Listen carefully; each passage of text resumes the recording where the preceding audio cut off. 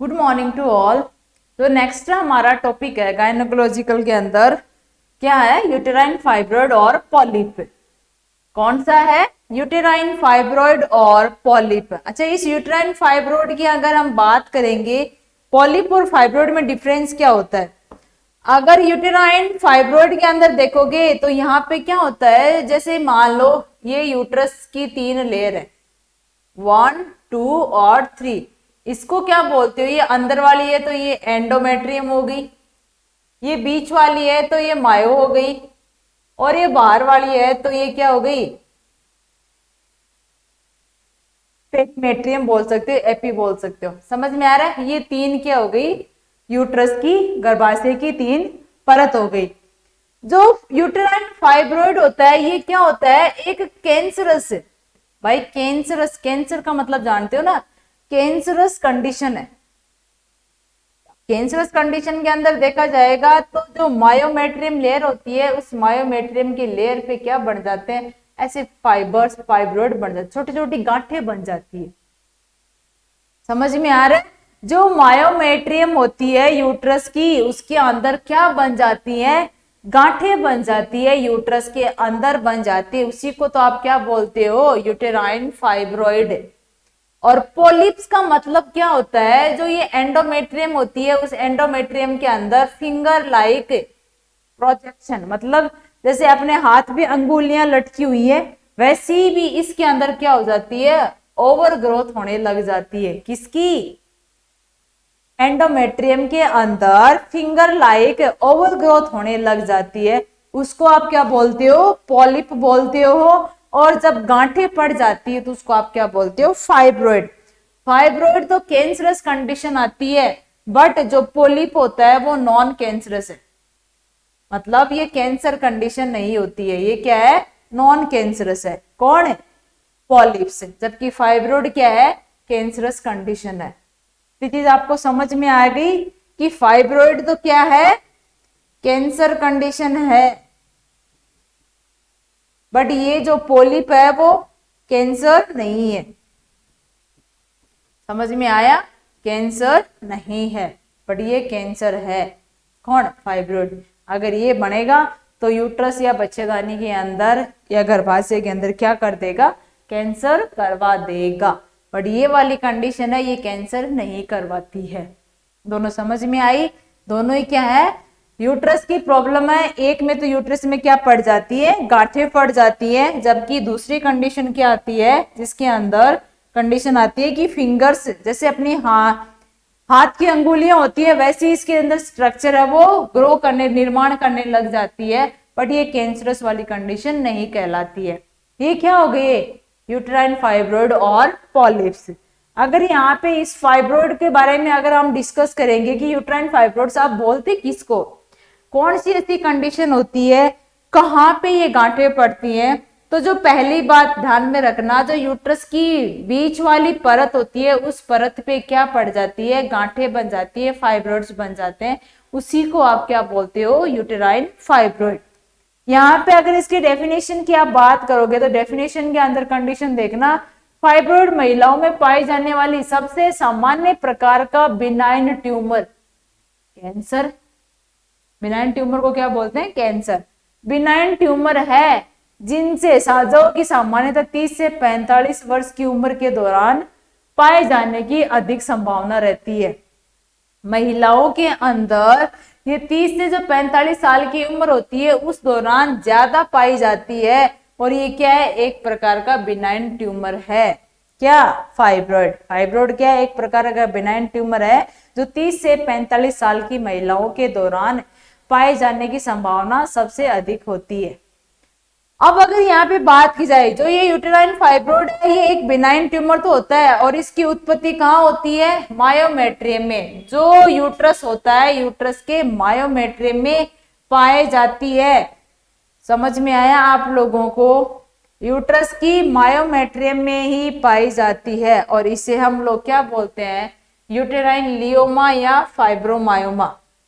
अरे ये कैंसर के नाम होते हैं। फाइब्रोमायोमा का मतलब होता है cancer of myometrium, cancer of myometrium. Leiomyoma का मतलब भी क्या होता है? Cancer of myometrium. तो मायोमेट्रियम का कैंसर ही क्या कहलाता है? यूटेराइन फाइब्रॉइड, क्योंकि ये कैंसर कंडीशन आगे जाके कन्वर्ट कर सकता है। समझ में आ रहा है?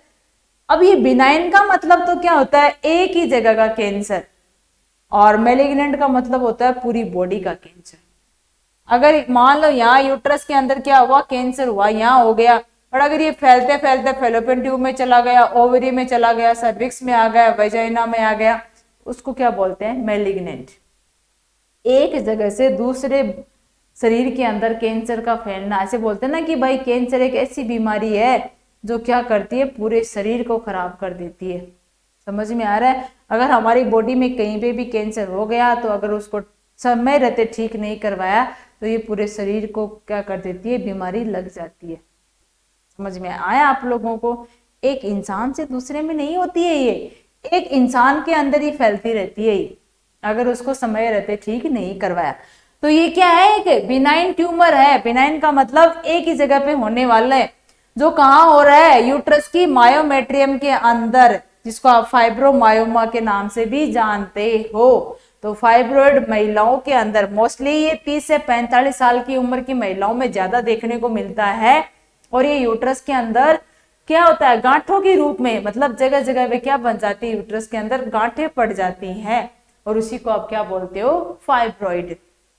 समझ में आया आप लोगों को? अगर इस फाइब्रॉइड की बात की जाए, अगर आप डायग्राम में देखोगे तो इस डायग्राम के अंदर आपको फाइब्रॉइड्स दिख रहे होंगे। भाई ये तो नॉर्मल यूट्रस था, बट इस नॉर्मल यूट्रस के अंदर क्या बढ़ गई? अब अगर आप देखोगे तो इस नॉर्मल यूट्रस के अंदर क्या पड़ गई है? गांठें। ये देखो, ये फाइब्रॉइड रहा, ये फाइब्रॉइड रहा, ये फाइब्रॉइड, ये, और ये देख लो, ये क्या है? फाइब्रॉइड है। ये देखो, ये गांठें पड़ गई हैं कहाँ पे? यूट्रस के अंदर। ये क्या हो गया? बिनाइन ट्यूमर का ही एक टाइप है। समझ में आ रहा है? अगर इसको आप कहो तो यूट्रस के अंदर क्या हो गया? कैंसर हो गया। समझ में आया आप लोगों को? ये यूट्रस के अंदर क्या हो गया? अभी कैंसर हो गया, बट है कहाँ? सिर्फ यूट्रस के अंदर। सर्विक्स भी बचा हुआ है, फेलोपियन ट्यूब भी बची हुई है, ओवरी भी बची हुई है, सब कुछ सेफ है। सिर्फ यूट्रस के अंदर क्या हो गया? कैंसर बन गया। समझ में आया आप लोगों को? फाइब्रॉइड क्या होता है? बिनाइन ट्यूमर का ही एक प्रकार होता है, जो कहाँ पे देखने को मिल रहा है? यूट्रस के अंदर देखने को मिल रहा है। किस रूप में? एक छोटी छोटी गांठों के रूप में वहां पे दिखाई देता है। ये क्या हो गया? फाइब्रॉइड। फाइब्रॉइड यूट्रस है ये। भाई नॉर्मल यूट्रस की बात करते तो यहाँ पे ये कुछ भी नहीं दिखता, सिर्फ यूट्रस ही दिखता। अब इस यूट्रस के अंदर क्या देखने को मिल रही है आपको? जगह जगह पे गांठें देखने को मिल रही हैं। नेक्स्ट, अगर हम इसके कुछ लक्षण देखें कि भाई यूट्राइन फाइब्रॉइड हो गया, तो इसके क्या क्या ऐसे लक्षण होते हैं जो उस महिला के अंदर देखने को मिल सकते हैं? अगर इन लक्षणों की बात करेंगे तो क्लिनिकल लक्षण के दौरान हमें क्या देखना है यूट्राइन फाइब्रॉइड के अंदर? कि लगभग 3/4 मामले तो लक्षण रहित है, मतलब एसिम्प्टोमेटिक है। अरे मान लो अगर 4 महिलाओं में ये यूट्राइन फाइब्रॉइड हो गया तो 3 महिलाओं के अंदर तो इसके लक्षण देखने को मिलेंगे ही नहीं आपको। मतलब कोई भी क्लिनिकल सिग्निफिकेंट जिसको बोलते हैं लक्षण, आपको उन 3 महिलाओं में देखने को नहीं मिलेंगे यूट्राइन फाइब्रॉइड होने के बाद में भी, पर एक महिला के अंदर देखने को मिल सकते हैं ये लक्षण।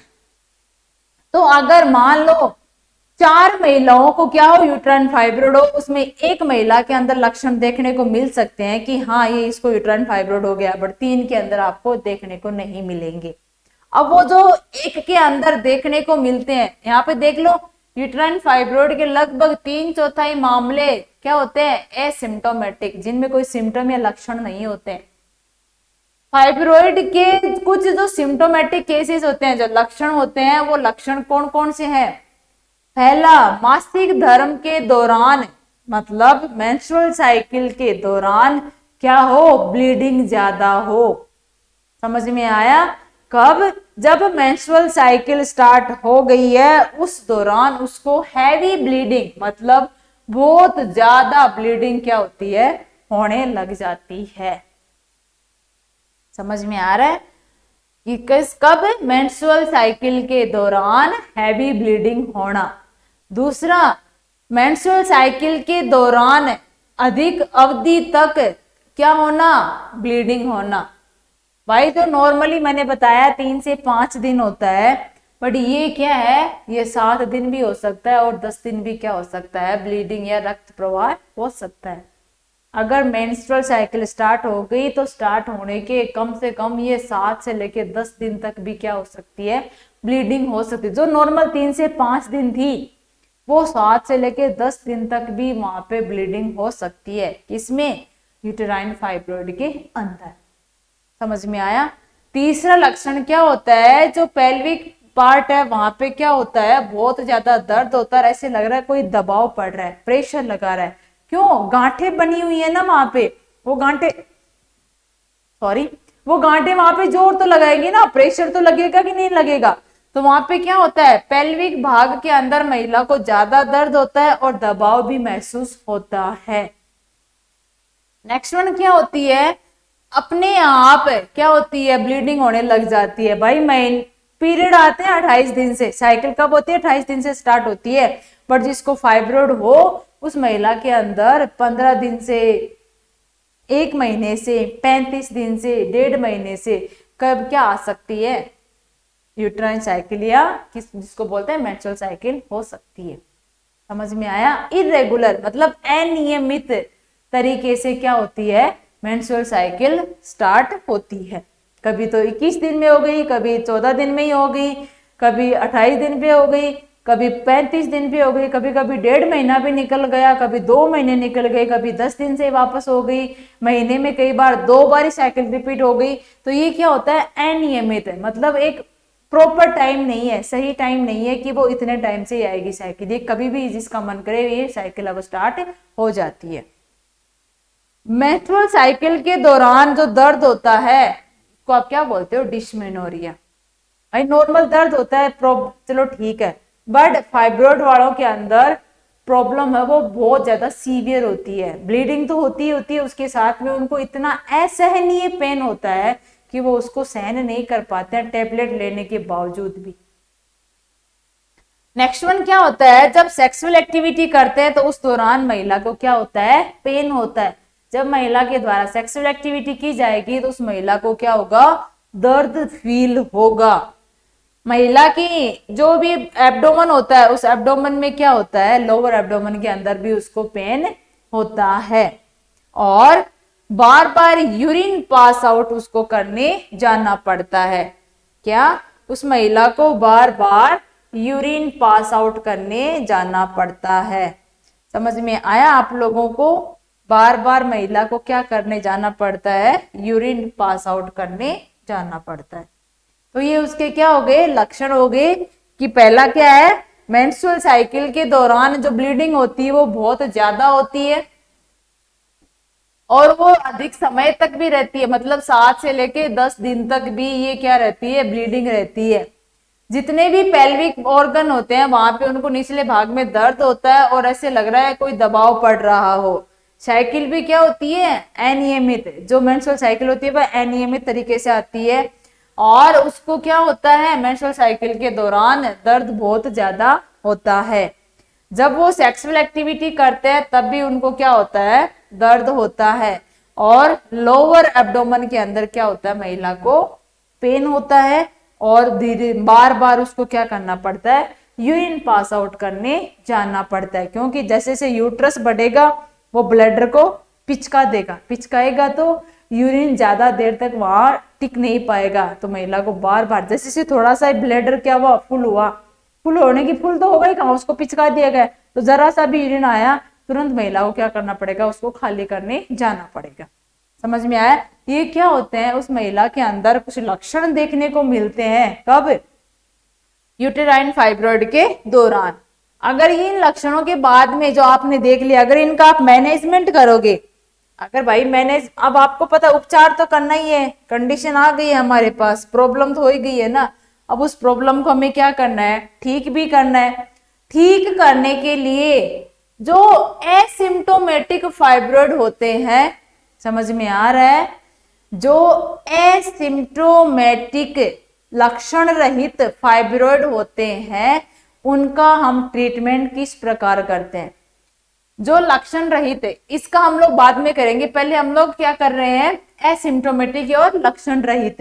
लक्षण रहित वालों का हम लोग मैनेजमेंट कैसे करते हैं, जब गर्भाशय फाइब्रॉइड के लगभग 3/4 मामलों में एसिम्प्टोमेटिक होते हैं तो इनकी उपस्थिति का पता अचानक नहीं लगता। आप लोगों को अचानक नहीं लगता है, दैनिक परीक्षण, लेप्रोटोमी या बाकी लेप्रोस्कोपिक एग्जामिनेशन के द्वारा ही लगा सकते हो। महिला नहीं बता सकती कि उसको ये प्रॉब्लम है, हमें क्या करना है, अल्ट्रासोनोग्राफी वगैरह, यूएसजी वगैरह, जो भी यूएसजी वगैरह हो गया, लेप्रोस्कोपिक एग्जामिनेशन होता है, इन सब के द्वारा ही हम लोग क्या करते हैं, पता करते हैं किसका, एसिम्प्टोमेटिक फाइब्रॉइड का। बाकी महिला नहीं बताएगी कि उसको ये प्रॉब्लम हो रही है। ऐसी स्थिति में पहले सारी जांच करो, जांच के द्वारा जब इनकी उपस्थिति हमें मिल जाए कि हाँ यूट्राइन फाइब्रॉइड है, तो यदि ट्यूमर का आकार बढ़ता जा रहा है या रोगी को फाइब्रॉइड के लक्षण आना प्रारंभ हो जाते हैं तो एक ही उपचार है, क्या, सर्जरी। भाई पहली बात तो उसको क्या आ रहे थे, लक्षण ही नहीं मिल रहे थे, हमें समझ में आ रहा है, यूट्राइन फाइब्रॉइड तो था पर लक्षण का महिला को पता नहीं था। डॉक्टर के पास गए, यूएसजी करवाई, वो तो नॉर्मल तरीके से जा रही थी, यूएसजी करवाई उसने, यूएसजी करवा के वहां पे डॉक्टर ने बता दिया कि भाई आपके तो बच्चेदानी में बहुत सारी गांठें बनी हुई हैं। समझ में आ रहा है, अब वो गांठें बनी हुई है, वो गांठें बढ़ रही हैं धीरे धीरे, कम नहीं, छोटी नहीं है, वो गांठें धीरे धीरे बढ़ रही हैं। तो डॉक्टर उनको यही कहेगा कि आपको इन गांठों को वहां से रिमूव करवाना है। तो वो रिमूव ऐसे तो होंगी नहीं, क्या होगा, सर्जरी होगी। सर्जरी के द्वारा उन गांठों को हम क्या करेंगे, वहां से हटा देंगे। समझ में आया आप लोगों को इतना। ये किसका है, लक्षण रहित फाइब्रॉइड, मतलब एसिम्प्टोमेटिक फाइब्रॉइड का उपचार, ट्रीटमेंट। भाई दो तरीके से करते हैं, एक तो लक्षण रहित और एक होता है लक्षण युक्त। तो लक्षण रहित का मतलब क्या होता है, महिला को तो ये कुछ पता ही नहीं, अता पता ही नहीं है उसके साथ हो क्या रहा है। जिसको अता पता नहीं है वहां डॉक्टर उसका पता करता है, और पता करने के बाद डॉक्टर उसको ये कहता है अगर छोटी है गांठें, दवाइयों से ठीक हो रही है तो कोई प्रॉब्लम नहीं है, पर अगर गांठें धीरे धीरे ट्यूमर का आकार बढ़ता जा रहा है और उस महिला में उसके लक्षण भी आना प्रारंभ हो गए हैं तो डॉक्टर क्या करेगा, सर्जरी के द्वारा इनको रिमूव कर देगा। समझ में आया, डॉक्टर क्या करेगा, सर्जरी के द्वारा इन गांठों को हटा देगा या रिमूव कर देगा। Is that clear. ये किसका मैनेजमेंट है, एसिम्प्टोमेटिक फाइब्रॉइड यूट्रस के। समझ में आया, लक्षण रहित फाइब्रॉइड यूट्रस का क्या है, यहाँ पे ये मैनेजमेंट है कि जिन महिलाओं में सिम्टम्स नहीं आ रहे हैं उनकी उपस्थिति का पता हम लोग कैसे कर सकते हैं, अल्ट्रासोनोग्राफी के द्वारा। और जैसे ही हमें इसकी उपस्थिति का पता चला हम क्या करेंगे, ट्रीटमेंट देंगे। अब अगर उनकी साइज बढ़ रही है, उन ट्यूमर की, उन गांठों का आकार बढ़ रहा है तो डॉक्टर उन गांठों को क्या करेगा, सर्जरी से बाहर निकाल देगा। समझ में आया आप लोगों को, सर्जरी के द्वारा उन गांठों को क्या कर दिया जाएगा, हटा दिया जाएगा। अब अगर जिन महिलाओं में लक्षण आ रखे हैं, जिन महिलाओं के अंदर क्या हो, लक्षण है वो प्रेजेंट हो, तो उन महिलाओं के अंदर ऑलरेडी जिनके अंदर लक्षण नहीं थे उनकी सर्जरी की है, तो भाई जिनके अंदर लक्षण हैं तो उन महिलाओं के अंदर भी हमें क्या करना है, मैनेजमेंट तो करना ही है। क्या करोगे, सिम्प्टोमेटिक फाइब्रॉइड का यूट्रस, फार्मेकोलॉजिकल मैनेजमेंट। क्या, फार्मेकोलॉजिकल मैनेजमेंट। फार्मेकोलॉजिकल मैनेजमेंट के अंदर क्या करते हैं हम लोग, दवाइयां देते हैं। क्या देते हैं, मेडिसिन देते हैं। समझ में आ रहा है, उस महिला को हम लोग क्या करते हैं, दवाई देते हैं। फाइब्रॉइड के दौरान ब्लीडिंग की मात्रा को कम करने के लिए हम लोग क्या करते हैं, निम्न प्रकार की दवाइयों का उपयोग करते हैं। लक्षण युक्त फाइब्रॉइड के अंदर पहला उपचार क्या है, फार्माकोलॉजिकल मैनेजमेंट। और इस फार्माकोलॉजिकल मैनेजमेंट का मतलब क्या होता है, दवाई देना। और हम वो दवाइयां देंगे जो क्या करेगा, रक्त प्रवाह को कम करने का काम करेगा। भाई जो फाइब्रॉइड के दौरान ब्लीडिंग हो रही है, रक्त प्रवाह हो रहा है, उस रक्त प्रवाह को कम करने के लिए हम लोग क्या करते हैं, कुछ दवाइयों का उपयोग करते हैं। वो दवाइयां कौन कौन सी है? फर्स्ट वन कौन सी फर्स्ट दवाई जो मेडिसिन हम लोग वहां पे यूज करेंगे, उस मेडिसिन के अंदर फर्स्ट वन क्या आती है? Gonadotropin releasing hormone, GnRH agonist. जैसे कि मतलब जो ये हार्मोन होता है ना GnRH, इसके ऊपर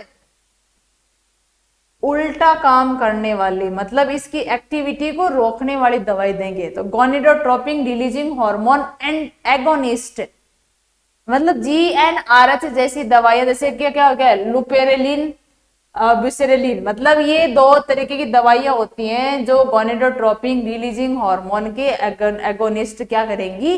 काम करेंगी। दूसरी क्या होती है? गोनेडोट्रोपिन रिलीजिंग हार्मोन की एंटागोनिस्ट, जो इनके उल्टा काम करेंगी। एगोनिस्ट का मतलब क्या होता है? उनके जैसा ही काम करने वाली, और एंटागोनिस्ट का मतलब होता है उनके उल्टा काम करने वाली। ये देंगे तो ये इसके इफेक्ट को बढ़ा देंगे, समझ में आ रहा है? अगर ये दवाई देंगे तो ये तो इसके इफेक्ट को बढ़ा देंगे, और अगर ये वाली दवाई देंगे तो ये इसके इफेक्ट को कम कर देंगे। कंडीशन पे डिपेंड करेगा। फिर एंटी फाइब्रोलाइटिक, जो फाइबर बने हैं उनको तोड़ने वाली दवाई है, जिसको बोलते हैं ट्रेनेक्सेमिक एसिड। ट्रेनेक्सेमिक एसिड, ट्रेनेक्सेमिक एसिड ये क्या काम करता है? जो फाइबर बने हैं, गांठ बनी, उन गांठों को टुकड़ों में तोड़ देगा। समझ में आया? एंटी फाइब्रिनोलाइटिक जो एजेंट जिसके अंदर ट्रेनेजेमिक एसिड हम लोग यूज करते हैं, ये ट्रेनेजेमिक एसिड क्या करता है? उन गांठों को छोटे छोटे पीसेस के अंदर क्या कर देगा? तोड़ने का काम करता है। लाइटिक का मतलब ही क्या होता है? तोड़ना। समझ में आ रहा है? तोड़ना। आया समझ में? तो ये ड्रग ट्रेनेजेमिक एसिड जब देंगे तो ये जो गांठें बनी थी उन गांठों को क्या करेगा? पीसेस के अंदर तोड़ देगा। एंटी प्रोजेस्टेरोन, जैसे मिफेप्रोस्टोन हम लोग उसको देंगे। प्रोजेस्टेरोन रिलीजिंग इंट्रायूट्राइन डिवाइसेस, वो हम लोग उस इंट्रायूट्राइन डिवाइसेस जो डायरेक्टली कहाँ? यूट्रस के अंदर हम लोग इम्प्लांट करेंगे, मतलब यूट्रस के अंदर उनको छोड़ देंगे। एंड्रोजन, जैसे एंड्रोजन का मतलब होता है ये हार्मोन होते हैं, हार्मोनल टेबलेट डेनाजोल, ये हम उसको महिला को देंगे। और दर्द निवारण हेतु नॉन स्टेरॉयडल NSAID हम उस महिला को देना स्टार्ट कर देते हैं। जो भी NSAIDs होती हैं, जो दर्द को कम करने वाली दवाई होती है, जैसे पैरासीटामोल हो गया है, एस्पिरिन हो गया है, डाइक्लोफिनेक हो गई है, मतलब ऐसी बहुत सारी ऐसी दवाई होती है जो दर्द को कम करने का काम करती हैं, वो हम उस महिला को फार्मेकोलॉजिकल मैनेजमेंट के अंदर देते हैं। और ये इतनी जो दवाइयां दे रहे हैं वो सारी दवाइयां क्या कर रही है? ब्लीडिंग को कम कर रही है। ठीक है, ब्लीडिंग को क्या कर रही है? कम कर रही है। ब्लीडिंग को कम करेगी तो प्रॉब्लम थोड़ी बहुत कंट्रोल होगी। समझ में आ रहा है? ये इतनी जो दवाइयां दे रहे हैं ब्लीडिंग को कम करेगी, और ये जो दवाई होती है ये दर्द को क्या करती है? दर्द से राहत दिलाती है। Is that clear? ये मेडिकल मैनेजमेंट हो गया किसका? जिसके अंदर लक्षण प्रेजेंट थे फाइब्रोइड के। समझ में आया? जिसके अंदर फाइब्रोइड के लक्षण प्रेजेंट थे उस महिला को हमने क्या दे दी? ये दवाई दे दी जो क्या करेंगी? फाइब्रोइड को तोड़ेंगी भी, ब्लीडिंग को भी कम करेंगी और पेन को भी कम करेंगी। समझ में आया आप लोगों को? ये क्या हो गए? सारे मैनेजमेंट हो गए, फार्माकोलॉजिकल मैनेजमेंट। किसके अंदर? जिसके अंदर क्या प्रेजेंट थे? लक्षण प्रेजेंट थे, जिसके अंदर फाइब्रोइड था महिला में और उस महिला में लक्षण भी क्या थे? उपस्थित थे। अब इनकी उपस्थिति को थोड़ा कम करने के लिए हम ये इतनी सारी दवाइयां देते हैं। तो ये ब्लीडिंग को भी रोकेंगी, जो फाइब्रोइड बने थे तो उनको छोटे छोटे टुकड़ों में भी तोड़ देंगी, और जो दर्द हो रहा था, पेन हो रहा था, उस पेन को भी क्या कर देती है? कम कर देती है। नेक्स्ट जो फार्मेकोलॉजिकल मैनेजमेंट है उसके बाद में हम लोग यूट्राइन फाइब्रोइड की बात करेंगे। किसकी? सर्जिकल मैनेजमेंट की। सॉरी, सर्जिकल मैनेजमेंट की, कि हम सर्जरी के द्वारा इसको ठीक कैसे कर सकते हैं। तो यूट्राइन फाइब्रोइड का जो सर्वाधिक उपयुक्त उपचार है वो क्या है? सर्जरी। भाई सही मायने में देखा जाए तो इस फाइब्रोइड का सही इलाज ही क्या है? सर्जरी करना। हमने पहले वाले में भी सर्जरी की है, भाई हमने जांच की, जांच में हमें पता चल गया फाइब्रोइड है। अब फाइब्रोइड को देखा कि दिन पर दिन बढ़ते ही जा रहे हैं, तो डॉक्टर ने क्या किया, सर्जरी कर दी। यहाँ पे भी मेडिकल मैनेजमेंट, तो हम लोग उनकी सिम्टम्स को, जो लक्षण आ रहे थे उन लक्षणों को कम करना है। समझ में आ रहा है? जो सिम्टम्स वहां मौजूद थे, जो लक्षण उस महिला में देखने को मिल रहे थे, उन लक्षणों से थोड़ी बहुत राहत दिलाने के लिए हमने दवाइयां दे दी उसको। बट उसको अगर सही ढंग से ठीक करना है तो हम क्या करेंगे, सर्जरी करेंगे। अब सर्जरी हम 2-3 तरीकों से करते हैं। पहले क्या होती है, मायोमेक्टोमी। मायोमेक्टोमी का मतलब क्या होता है, हम लोग जो यूट्रस के अंदर फाइब्रोइड बने थे उन फाइब्रोइड को वहां से निकाल दिया जाता है। समझ में आया? जो यूट्रस के अंदर क्या बने थे, फाइब्रोइड बने थे, उन फाइब्रोइड को क्या किया जाता है, निकाल दिया जाता है और यूट्रस को अपने स्थान पर छोड़ दिया जाता है। और इस स्थिति में फाइब्रोइड को पुनः होने के जोखिम भी रहते हैं। समझ में आ रहा है आप लोगों को? मान लो भाई ये यूट्रस था, इस यूट्रस के अंदर यहाँ फाइब्रोइड बने थे, यहाँ बने थे, यहाँ बने थे। आपने इस फाइब्रोइड को भी हटा दिया, इस फाइब्रोइड को भी हटा दिया और इसको भी हटा दिया सर्जरी से। यूट्रस नहीं हटाया, सिर्फ फाइब्रोइड रहे। ये फाइब्रोइड बाद में 1 साल बाद में या 2 साल बाद में दोबारा पुनः भी हो सकते हैं। समझ में आ रहा है? जो मायोमेक्टोमी करेंगे, मायोमेक्टोमी में एक ही खतरा होता है कि ये फाइब्रोइड दोबारा बन सकते हैं कभी भी, क्योंकि हमने सिर्फ वो जगह को क्या किया है, यूट्रस तो वैसा का वैसा ही है, सिर्फ जहां पे फाइब्रोइड बने थे उन फाइब्रोइड को तो हटाया है, तो कुछ तो ग्रोथ चारों तरफ क्या पता उनकी बढ़ी गई होगी। भाई ट्यूमर का था ना, मैंने बताया कि बिनाइन कैंसर ही तो है एक तरीके की, और कैंसर सेल ऐसी होती है अगर ऑपरेशन भी कर दिया तो दोबारा हो जाती है वो। तो आपने जब ये हटाए थे तो ये कभी 2 साल बाद में वापस क्या हो सकते हैं, वहां पे आ सकते हैं। तो इसका खतरा बना रहता है, पुनः होने का जोखिम रहता है। किसमें, मायोमेक्टोमी के अंदर। मायोमेक्टोमी में क्या किया, सिर्फ आपने फाइब्रोइड को निकाला है, यूट्रस को नहीं। किसको निकाला है, फाइब्रोइड को। पर ये निकालने के बाद पुनः भी हो सकते हैं, तो ये इसका क्या रह सकता है, खतरा रहता है। दूसरा क्या होता है, एंडोस्कोपिक सर्जरी। एंडोस्कोपिक सर्जरी का मतलब आपको पता है, ऐसे बोलते हैं ना कि दूरबीन के द्वारा ऑपरेशन किए। समझ में आ रहा है? दूरबीन के द्वारा होते हैं, चीर फाड़ कम होती है उसके अंदर और हम ऑपरेशन कर देते हैं। तो ये एंडोस्कोपिक सर्जरी के अंदर क्या आता है, जैसे हिस्टेरोस्कोपी या लेप्रोस्कोपी। दूरबीन के द्वारा हमने क्या किया, सर्जरी की और वहां से उन गांठों को हमने क्या कर दिया, निकाल दिया।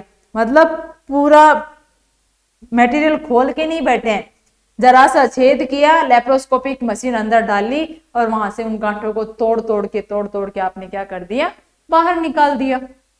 ये क्या होगी, दूरबीन के द्वारा जो सर्जरी होती है उसको बोलते हैं।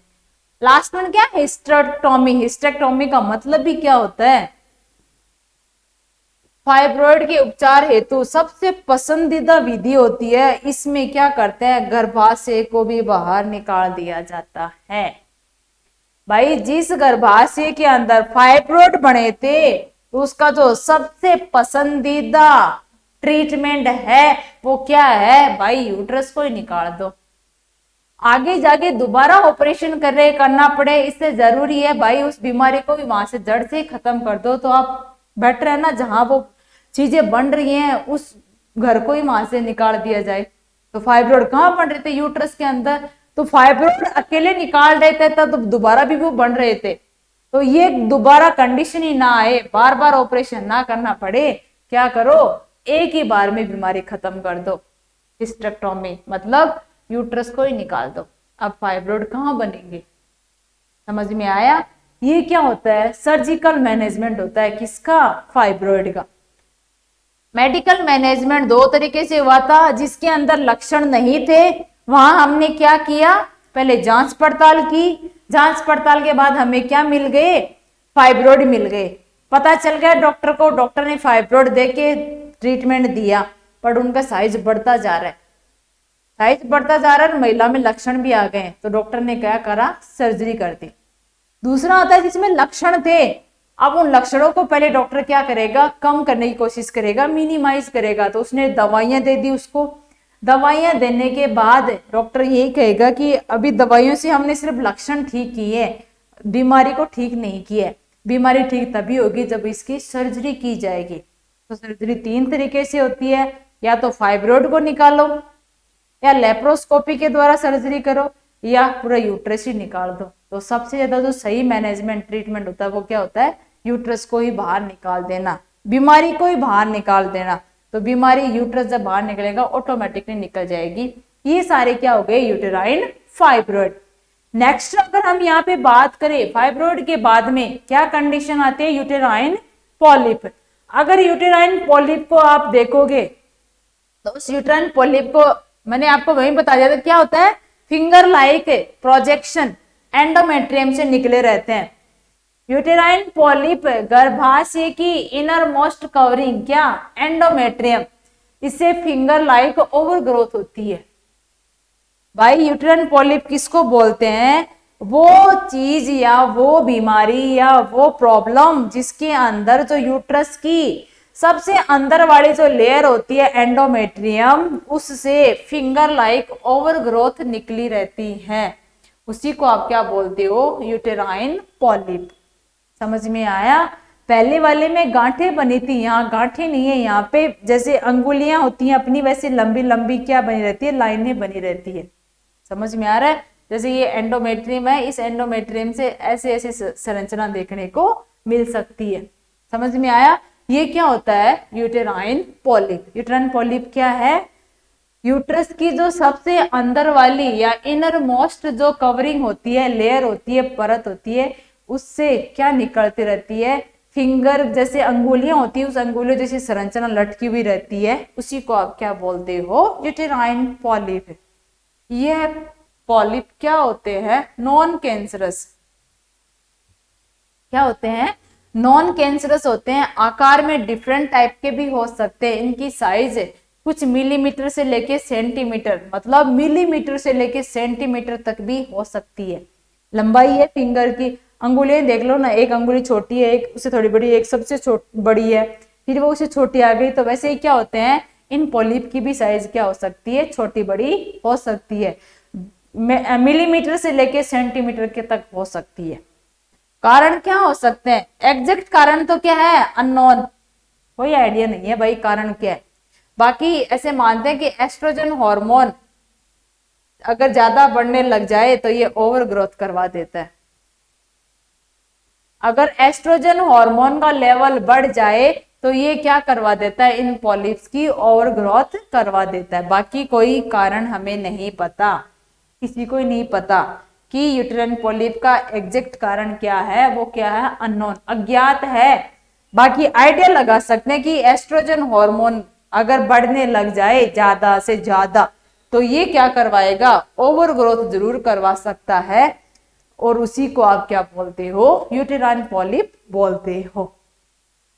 एस्ट्रोजन हार्मोन को मान सकते हैं हम लोग, ये नहीं कह रहे हैं कि होगा ही एस्ट्रोजन की वजह है, कि कुछ कारण ऐसे रिस्क दे रखा है कि हाँ एस्ट्रोजन हार्मोन अगर लेवल बढ़ेगा तो वो लेवल धीरे धीरे क्या करवाएगा, एंडोमेट्रियम को बढ़ाता जाएगा, और उसके अंदर ये प्रोजेक्शन है वो धीरे धीरे आने लग सकते हैं।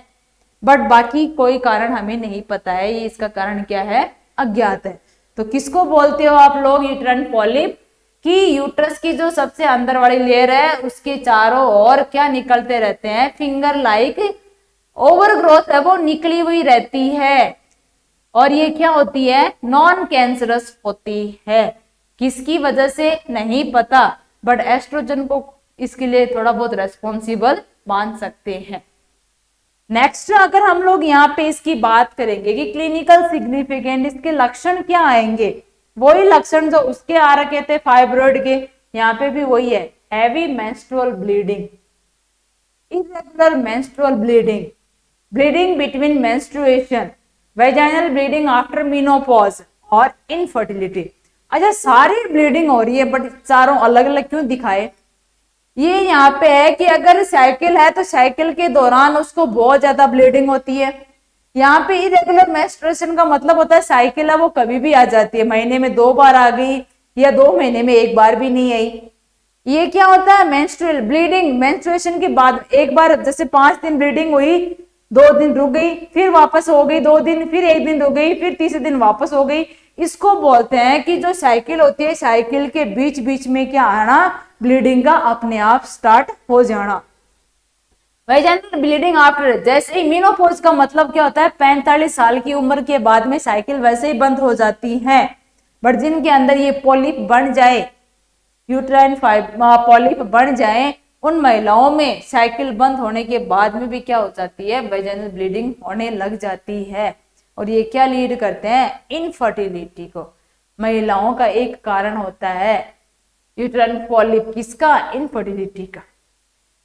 समझ में आया, यानी बच्चे पैदा नहीं करने की क्षमता है वो महिला में होने लग जाती है, किसकी वजह से, वेजाइनल पॉलिप की वजह से। तो कितने टाइप की ब्लीडिंग हुई, साइकिल के दौरान ज्यादा ब्लीडिंग होना, साइकिल के बीच बीच में ब्लीडिंग होना, और महीने में 1 बार या 2 बार साइकिल आना, या 3 महीने से 1 बार आना, और साइकिल बंद होने के बाद में भी 45 साल की उम्र के बाद में भी महिला में क्या आना, ब्लीडिंग होना, और क्या, इनफर्टिलिटी। तो ये सारे क्या हो सकते हैं, इसके क्लिनिकल लक्षण हैं, किसके, यूटेराइन पॉलिप के। नेक्स्ट अगर हम यहाँ पे बात करेंगे तो इसका मैनेजमेंट कैसे करोगे, इसके मैनेजमेंट के अंदर फर्स्ट वन पॉइंट क्या होता है, एसिम्टोमेटिक केस में कोई ट्रीटमेंट की आवश्यकता नहीं होती है, बट सिम्टोमेटिक में ट्रीटमेंट दिया जाता है। जैसे वहां पे एसिम्टोमेटिक था तो वहां पे ट्रीटमेंट दे रहे थे फाइब्रॉइड के अंदर, क्योंकि वो कैंसरस कंडीशन थी। ये नॉन कैंसरस है तो एसिम्टोमेटिक में तो उपचार करने की जरूरत नहीं है। बट अगर जिसके अंदर सिम्टम्स हो तो वहां हम लोग क्या करेंगे, ट्रीटमेंट देंगे। पहले दवाइयां देंगे उसको, दवाइयों में हार्मोन को बैलेंस बनाए रखने वाली दवाई, समझ में आ रहा है। हम लोग उस महिला को दवाइयां देंगे, बट वो दवाइयां कौन सी होगी, जो हार्मोन को क्या बना सके, बैलेंस बना सके, समानांतर रख सके। समझ में आया, ना तो ज्यादा होने दे ना कम होने दे, बराबर तरीके से बना सके, तो वो दवाई देंगे। तो वो दवाई कौन सी है, एक तो हो गया प्रोजेस्टिन और एक हो गया गोनेडोट्रोपिन रिलीजिंग हार्मोन एगोनिस्ट। एक तो हो गया प्रोजेस्टिन दवाई, हार्मोन ही है ये, हार्मोन टेबलेट आती है, एक आता है GnRH। ये 2 दवाइयां हम उस क्या करेंगे, उस महिला को देंगे। तीसरा क्या करेंगे, हिस्टेरोस्कोपी, दूरबीन के द्वारा हम लोग क्या करेंगे, ऑपरेशन करके इन पॉलिप को क्या किया जाएगा, रिमूव किया जाएगा। समझ में आ रहा है भाई, यूट्रस के अंदर दूरबीन के द्वारा हम लोग ऑपरेशन करके क्या करेंगे, उन पॉलिप्स को क्या करेंगे, बाहर निकाल देंगे। तीसरा क्या होता है, डायलेशन एंड क्यूरेटेज। पहले क्या करो, खुरच खुरच के उनको टुकड़ों में तोड़ दो, किनको, पॉलिप्स को छोटे छोटे टुकड़ों में तोड़ने के बाद उनको क्या करो, बाहर निकाल दो। ये बहुत कम यूज की जाती है। फिर कैंसरस सेल मौजूद हो तो हिस्टेरेक्टोमी कर दो, मतलब यूट्रस को रिमूव कर दो, इसी को आप क्या बोलते हो, हिस्टेरेक्टोमी। अगर मान लो ये जो सेल नॉन कैंसरस थी, बट ये धीरे धीरे कैंसर में अगर बदलने वाली है या बदल गई है, तो उस दौरान क्या करो, यूट्रस को ही रिमूव कर दो, अगर कैंसर सेल मौजूद है तो, वरना नहीं। वरना तो आपको यही करना है, क्या, ड्रग थेरेपी दो, जिसमें प्रोजेस्टेरोन और GnRH। ये क्या करती है, मेडिसिन जब हम देते हैं तो ये हार्मोन का बैलेंस बना के रखेगी। जैसे मैं बताया था ना कि भाई एस्ट्रोजन हार्मोन की वजह से पॉलिप बन रहे थे, तो ये दोनों क्या करेंगी, बैलेंस बना के वहां पे रखेंगी। अगर बैलेंस बनाएगी तो इनकी ओवर ग्रोथ जो हो रही है पॉलिप, वो उनको क्या कर सकती है, कम कर सकती है। और अगर फिर भी नहीं आ रही है तो उनको आप क्या करो, लेजर सर्जरी के द्वारा आप क्या करो, वहां से उन पॉलिप्स को हटा दो। क्या करो, लेजर सर्जरी के द्वारा उन पॉलिप्स को आप क्या कर सकते हो, हटा सकते हो। और अगर कैंसर सेल आपको देखने को मिल रही है तो आप क्या करोगे, यूट्रस को ही वहां से हटा दोगे। Is that clear. ये सारी चीजें क्या हो गई, यूटेराइन फाइब्रोइड और पॉलिप्स की। फाइब्रोइड तो क्या होती है, गांठें होती है, जबकि पॉलिप क्या होता है, अपनी अंगुली की जैसी शेप होती है, लंबी लंबी फिंगर्स की जैसी शेप होती है। फाइब्रोइड कैंसर सेल है, बट ये नॉन कैंसर है, बट नॉन कैंसर से ये कैंसर में बदल सकती है। समझ में आ रहा है। उसमें भी दो तरीके के लक्षण आ रहे थे, एक में तो लक्षण थे नहीं, एक में थे। जिसमें नहीं थे उसमें भी सर्जरी कर रहे थे, जिसमें थे उसमें भी सर्जरी कर रहे हैं। यहाँ पे जिसमें लक्षण नहीं है उसका तो हम उपचार करेंगे नहीं, बट जिसमें लक्षण है उसमें हम लोग क्या करेंगे, हार्मोनल थेरेपी देंगे, जिससे क्या होगा, ये हार्मोन को बैलेंस बना के रखेंगे, समानांतर रूप से बना के रखेंगे। और बाद में दूरबीन वाली या जिसको बोलते हैं ना एंडोस्कोपिक सर्जरी, इसके द्वारा हम लोग क्या कर देंगे, जो पॉलिप बने हैं उन पॉलिप को हटा देंगे। लास्ट वन, अगर वहां पे कैंसर सेल मौजूद है तो यूट्रस को वहां से क्या कर दोगे, आप रिमूव कर दोगे, ताकि बीमारी आगे और ना फैले। ये यहाँ तक का था यूट्राइन फाइब्रोइड और पॉलिप्स। आई थिंक इतना सारा आपको कुछ समझ में आया होगा, अच्छे से पढ़ोगे तो और समझ में आ जाएगा। Thank you all of you.